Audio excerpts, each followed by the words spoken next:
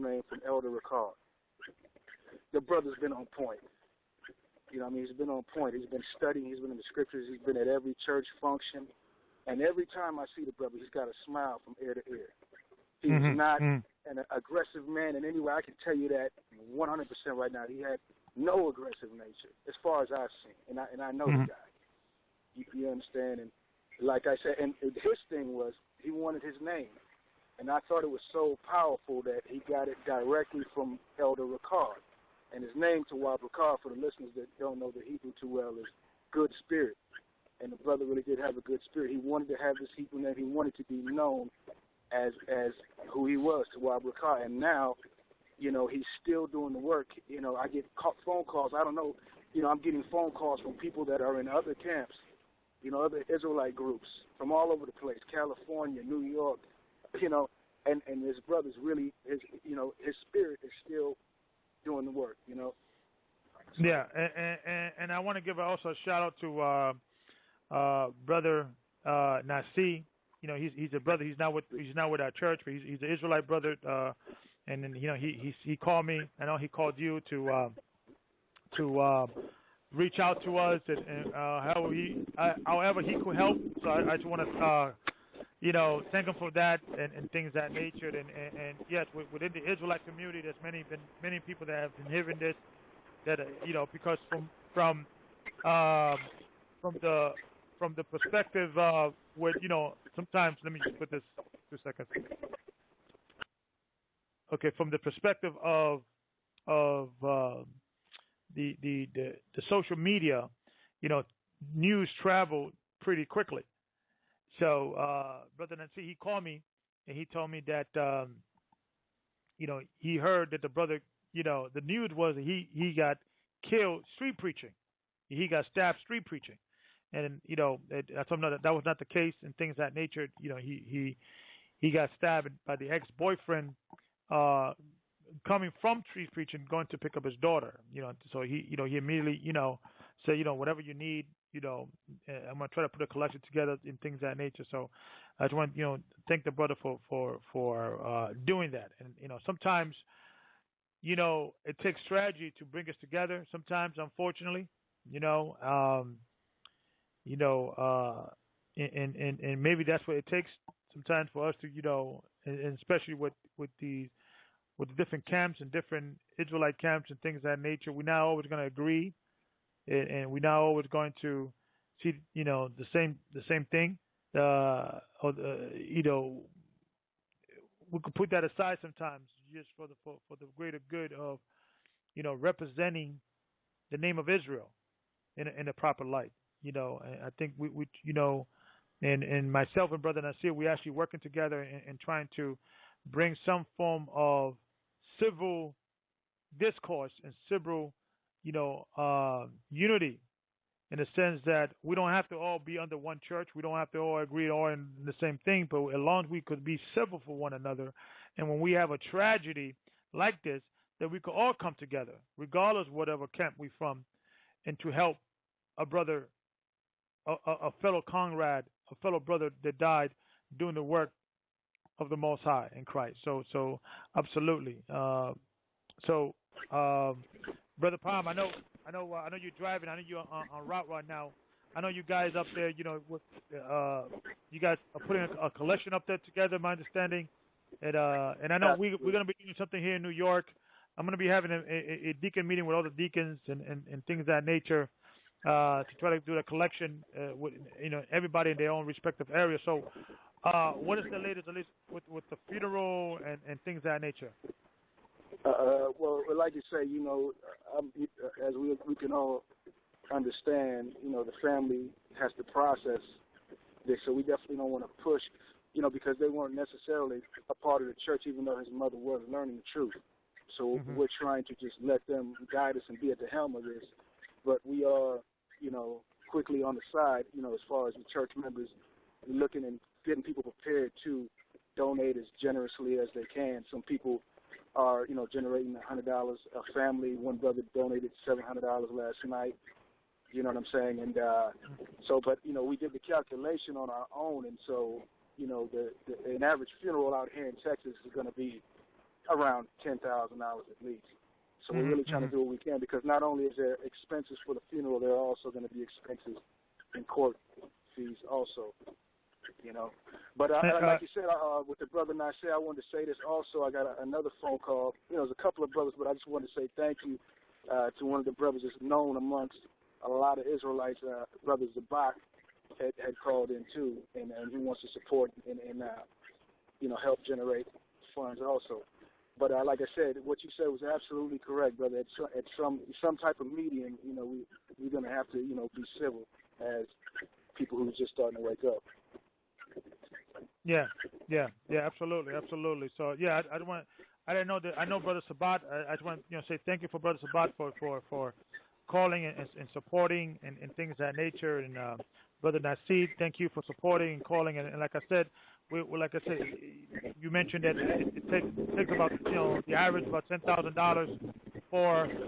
Let me just put you on mute here for 2 seconds. I hear some background. Just, you know, it takes about, you know, $10,000 to help his funeral. We're gonna try to collect as much money as possible. If you're looking to help and you don't know how to do it, you know, send a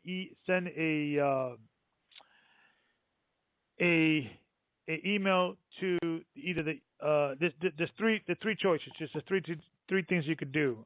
You could send an email to gathering as the number one L at AOL.com, or GOCC NYC at yahoo.com, or you could just call the 800 number. And I do apologize for those that have called and have not gotten a response, but we backlogged on them. So you know, in a few weeks, so we should be calling you back. But you could also leave a number at 888-334-3330.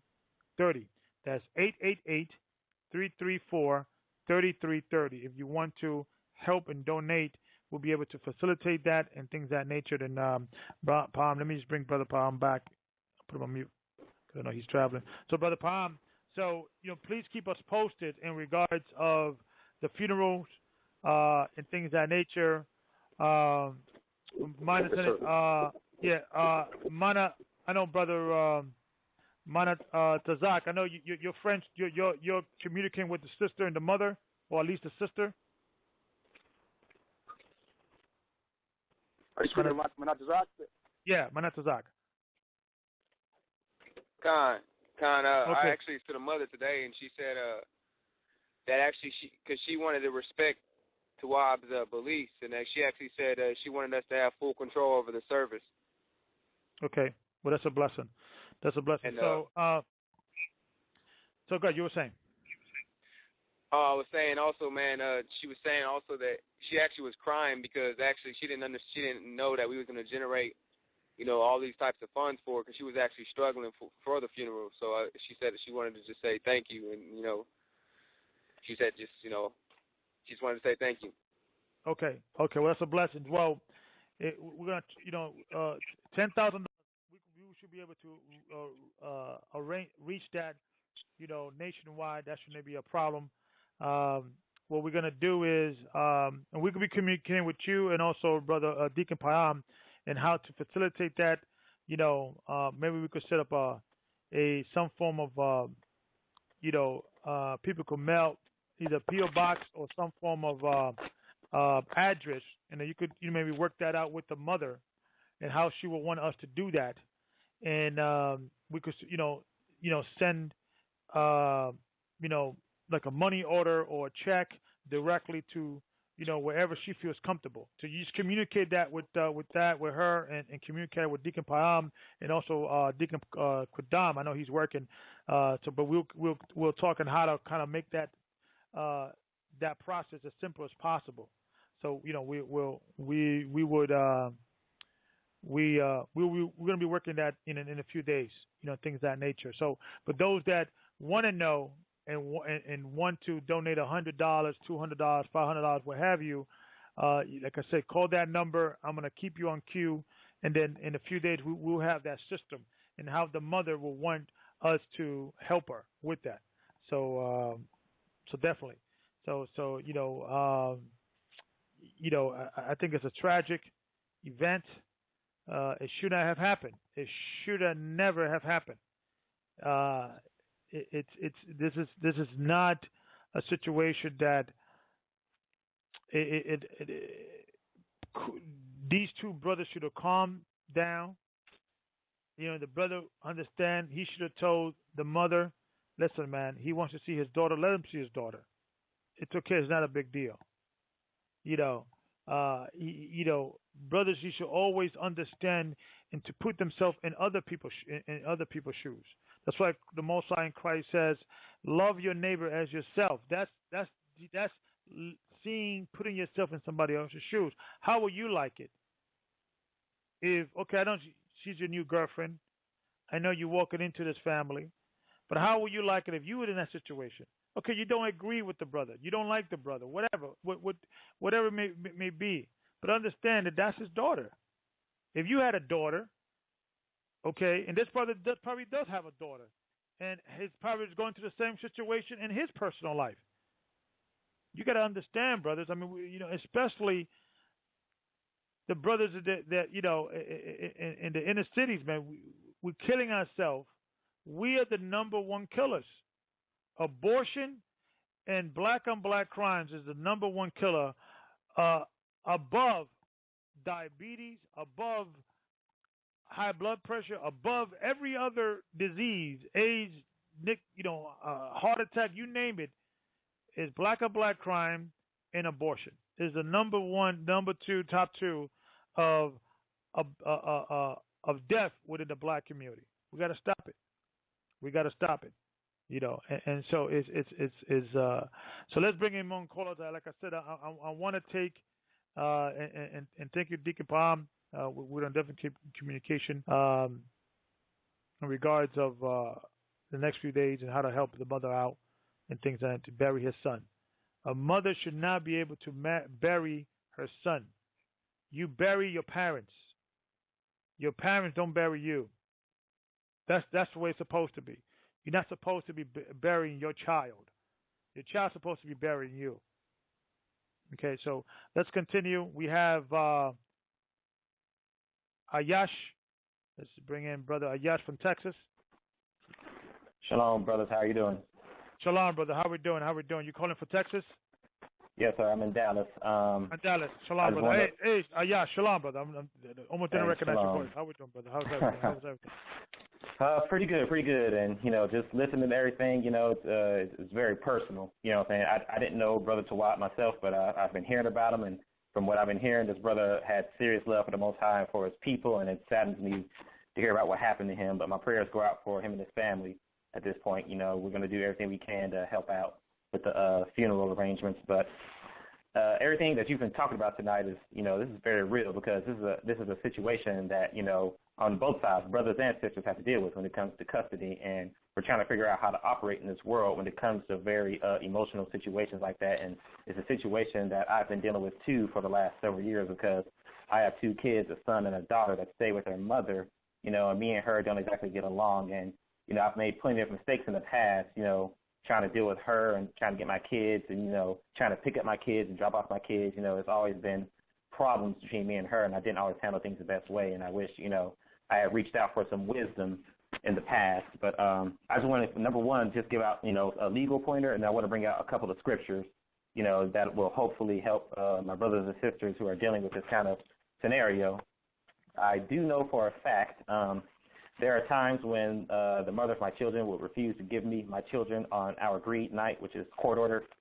But the thing is, it's a family court, and it's considered a civil matter in Texas. So let's just say you're going to pick up your children and you actually have the court order with you, the original, and let's just say the other party will not give you your children as the court order stated. The police officers cannot force them to give you your children. They consider it a civil matter and not a criminal matter. But what you can do is you can get a police report. You can request a police report from the officers right there.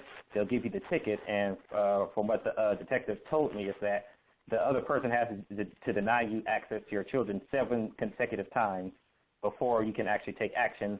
Or in the meantime, even before that, you can go to a family court and file a motion for enforcement for your visitation agreement. you know, because when we go into these situations,